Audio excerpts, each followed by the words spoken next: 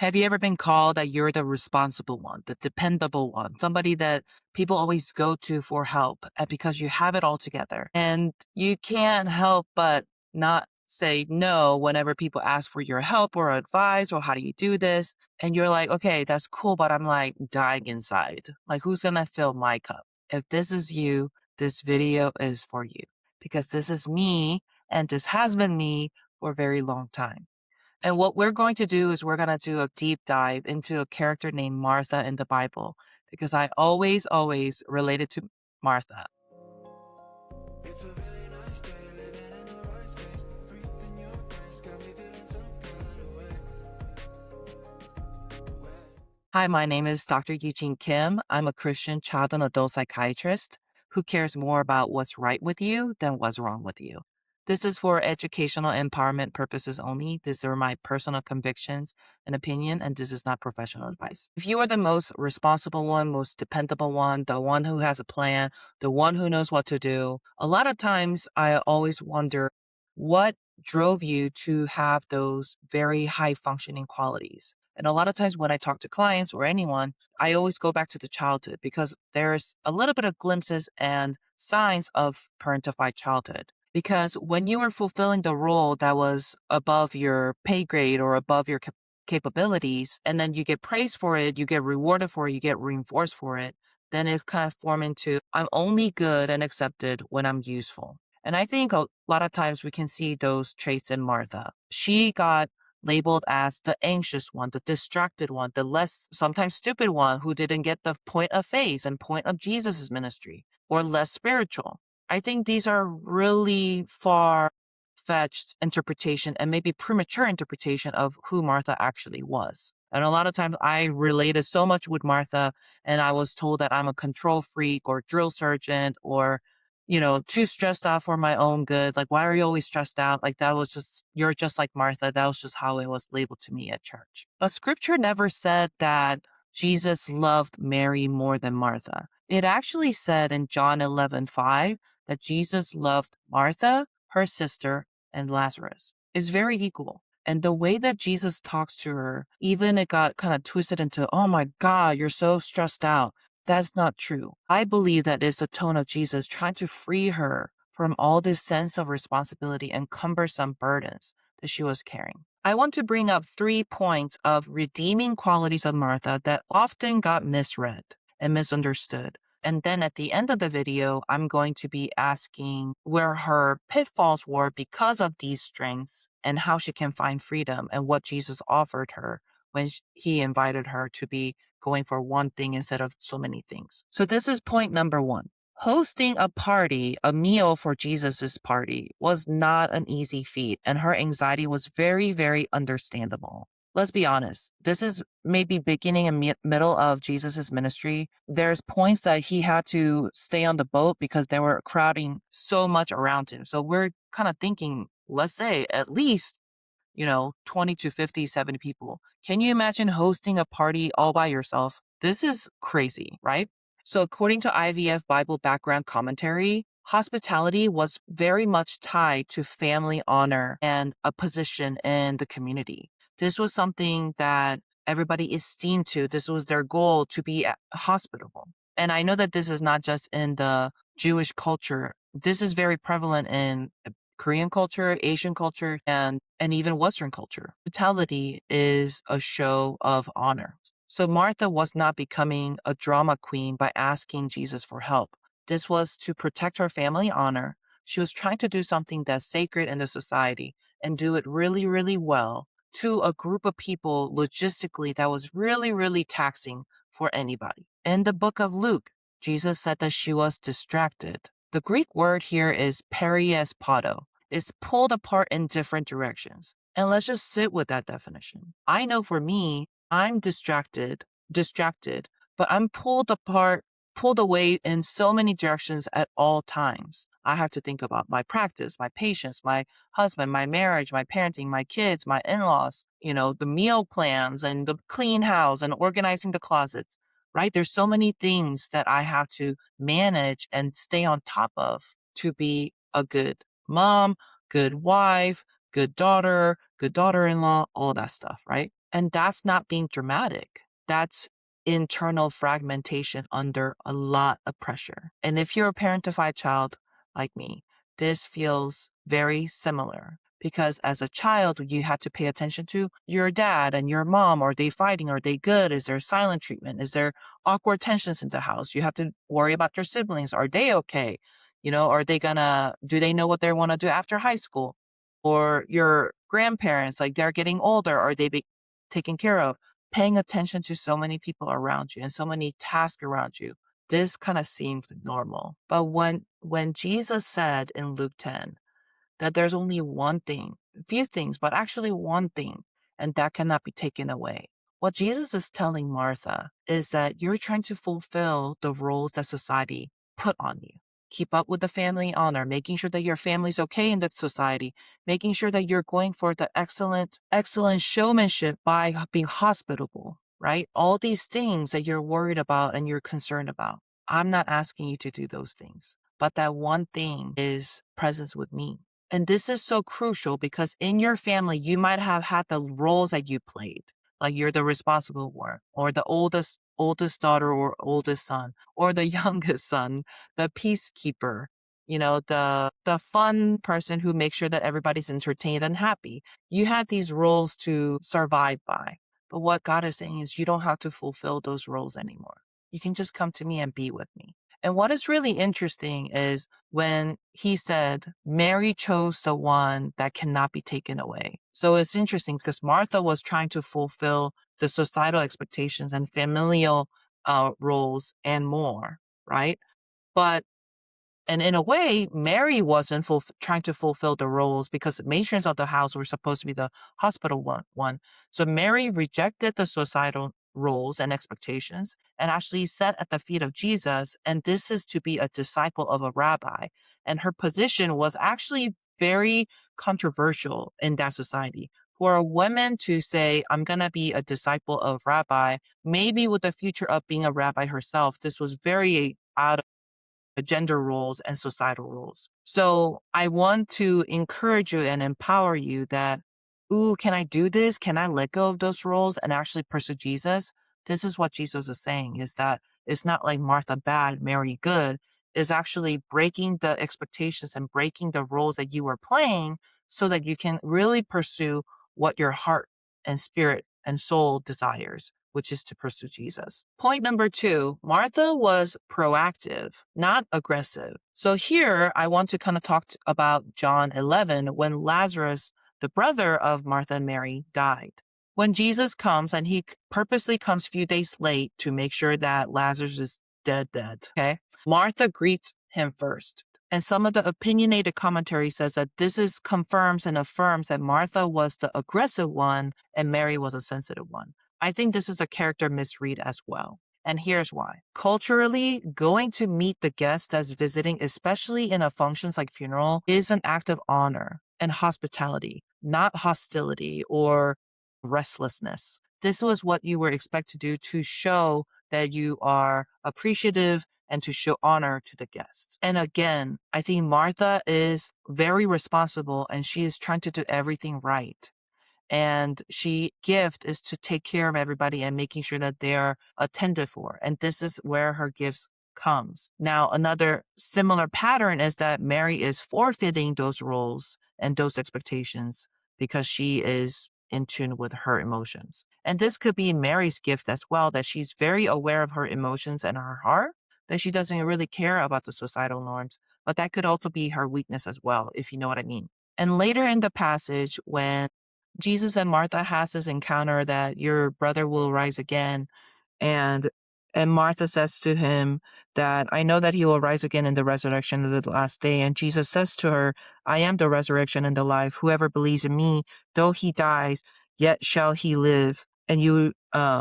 And everyone who lives and believes in me shall never die. Do you believe in this? And Martha says to him, yes, Lord, I believe that you're the Christ, Son of God, who's coming to the world. So this exchange, right? And later on, Martha brings Mary to Jesus and Jesus goes to the tomb and says, open up the tomb, right? Roll away the stone. Now, this is where the Martha interjects and says, Lord, by this time there will be an odor, for he has been dead for 4 days. Now, a lot of times commentary shows that this is a lack of faith in Martha's part, and maybe partially true, and that she cared more about the smell than witnessing the miracle of Jesus. Now, I think this is also a character misread. If you know the burial, the IVF commentary says, this is it's not just a little stink, okay? Dead body in a tomb for 4 days is an extreme and significant smell that would be so unpleasant. Now, I think what she was saying was she was caring for the experience for all the guests that came to comfort them in this hard time. So she was very attentive to the experience of the guests and she wanted to honor them. And this is what she was saying. And I think there was a quote unquote lack of faith part is that maybe she couldn't really see that Jesus's power could be in a miracle right here, right now. But I don't think it was, she cared more about the smell than the seeing the miracle of Jesus or lack of faith. I think she really cared about the experience of other people around. And this is just to kind of bring it back as a parentified child. You're paying attention to so many things. Your attention is pulled apart in so many directions. This is what we do, is that we scan the environment. We anticipate what it will bring to other people. This is what we did. We cared about a lot of people. We anticipated stress. We thought about how the stress is going to affect them, and we made sure that everybody was feeling okay. So point number 3, she was relationally brilliant. So in John 11, right, when Martha greeted Jesus and they had their kind of conversation, Jesus never said, "Where's Mary?" Martha goes to Mary and says, "The teacher is here and is asking for you." Jesus did not say that. So how did Martha know this? It's because Martha understood Jesus's heart, and she also knew what Mary needed in that moment. And Martha saw the emotional gap, a relational gap between Jesus's love and Mary's need. And she bridged the communication together, and she went inside to let Mary know that Jesus was looking for her, and she connected them. This is a hidden superpower for parentified child, because parentified child notices what is needed, what is wanted, and where the source is there. Because you notice needs before that person even anticipates and is aware of their needs. And because we see needs and room for improvement all the time, we do get stressed because there's quite a lot of observations that needs to be had. But this is not a dysfunction. This was out of survival. You had to increase your capacity for your attention and observation for other people around you. And as you can tell by now, at the time that you're watching this video, fulfilling that capacity of being attentive with everybody around you at this level can be very tiring. So we talked about 3 redeeming, beautiful qualities of Martha that we can all resonate with. And now I want to invite you to what Jesus responds to that beautiful character of Martha. Now let's go back to Luke 10. This was kind of where the Martha's beautiful traits, or maybe her anxiety of overcompensating and being hyper responsible really showed through, because she was being stretched so thin, being hospitable to a large group of people with that level of excellence and that she expected of herself. Okay. So in Luke 10, when Mary's at the feet of Jesus, her sister, who's supposed to work next to her to keep up with the family honor, right? And she's being stretched so thin. There's so many people, and she's cooking and cleaning and making sure that everybody's okay. Out of resentment, she says, "Jesus, Lord, do you not care?" And this care is understood, paying attention to. So they're saying, "Jesus, do you not see me struggling? Do you not understand that I'm struggling? Do you not care that I'm trying to do the right thing?" Man, there's so many times that I have said that in my spirit and out loud and screamed on top, and I'm sure you did too. "God, do you not see how hard I'm trying? Do you see how much I'm caring?" And maybe to other people that you're trying to serve and take care of people, even if they didn't want you to, but they kind of need you to, right? "Do you not see what I'm doing for you?" And this was Jesus's answer, is that yes, you're being pulled in so many directions and you're trying to do so many things right, but I only ask you to do one thing, is you being with me, and nobody can take that away. So in a way, Jesus is saying, I see you and I care, but I don't care about what you're doing more than I care about you being okay. He wants us to be okay. He wants us to be taken care of. He wants us to rest. He doesn't want us to bite more than we can chew and just truck through it. He doesn't want us to fulfill everybody's expectations and then his. He doesn't want us to go for expectations of excellence and restlessness and just never stop working hard. For what, right? He doesn't want us to do that and then please him and then say, I see you doing so many good things in such an excellent way. Good job. Maybe that's what we want. We want the validation for our works. But he's saying, I care and I see that you're doing a lot of good work, but I actually care about you. What he wants to do is he wants you to be free from doing service to prove your worth, saying you don't need to do that. Here's the thing. Being responsible and serving and being hospitable was not bad as somebody has labeled it for you. Because you know what's beautiful is that in John 12, after Lazarus was dead and was alive, Martha continued to serve. Lazarus was sitting at the feet of Jesus. This is where Mary breaks the perfume jar for Jesus' feet. Martha still served. And I love that detail because it was never about being stressed out, being responsible is bad, and so just be lazy and let go of all the, societal expectation. It's not black and white like that. Martha continued to serve. But you don't see Martha complaining and being bitter and asking Jesus, I'm overwhelmed again, because this is a powerful freedom. When Jesus said, Mary chose the good part, the good here is based on agape. And the Greek agape is essentially good because it's empowered by God. Maybe in John 12, when she's serving and still serving, she's learning to channel her talents and serving to other people empowered by God's strength, not her own, and might be empowered by God's expectations of good enough and not her own. She's no longer serving from fear, exhaustion, and feeling invisible. Now she's channeling the new cycle of love, freedom, through God's strength. And that's not Martha's personality suddenly changing from aggressive to passive. It's actually Martha being healed because Jesus clarified what her role was.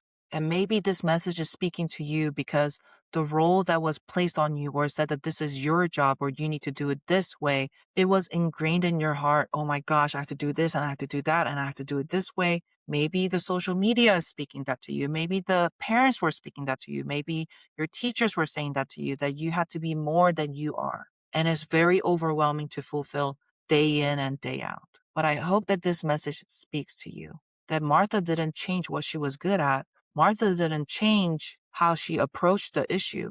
Martha was being healed to perform and know what God's role and job description is for her, and is drastically lighter than what she thought she had to do. So I want to close this video with 3 reframing questions, because if you're like me, if you're in that tornado of overperforming and overcompensating, you're just like, how do I stop?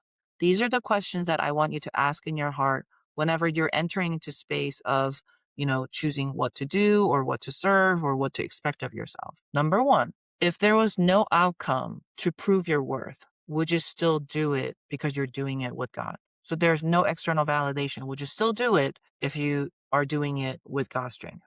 Number 2, if every invisible expectation disappeared, let's say that we can erase all the expectations that you've been carrying, would you still do it with God's strength? And number 3, is this act of service filling your spiritual cup as you're carrying out the service? Or is it trying to fill your emotional cup of validation and confirming your worth from other people? And I don't want you to be like, oh my gosh, I should know this.